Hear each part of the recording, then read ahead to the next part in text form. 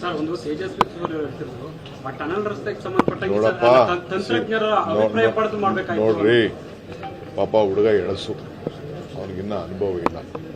ನಾನು ಅವನ ಹತ್ರ ಮಾತಾಡಕ್ಕೆ ಹೋಗಲ್ಲ. ಇಡೀ ಪ್ರಪಂಚ ಎಲ್ಲಿದೆ ಅಂತ ಆತ ಇನ್ನ ಗೊತ್ತಿಲ್ಲ. ಅವ್ರಿಗೆ ಟನಲ್ ಬೇಡ, ಯಾರು ಹೇಳಕ್ಕೆ? Who is he? ಎಲೆಕ್ಷನ್ ನಿಂತ್ಕೊಳ್ಳೋಕೆ ಹೇಳಿ, ಅಲ್ಲಿ ಹೋಗಿ ಸೆಂಟ್ರಲ್ ಮಿನಿಸ್ಟರ್ಗೆ ಹೋಗಿ ಸೆಂಟ್ರಲ್ ಮಿನಿಸ್ಟರ್ ಆಗ್ಬಿಟ್ಟು ಇಲ್ಲ ಪಾರ್ಲಿಮೆಂಟಲ್ಲಿ ಅಂತ ಅಂದ್ಬಿಟ್ಟು ಒಂದು ರೆಸಲ್ಯೂಷನ್ ಮಾಡಲಿ, ಟನಲ್ಲೇ ಬೇಡ ಈ ಪ್ರಪಂಚದಲ್ಲಿ ದೇಶದಲ್ಲಿ ಅಂತ ಅಂದ್ಬಿಟ್ಟು ಒಂದು ರೆಸಲ್ಯೂಷನ್ ಮಾಡಲಿ.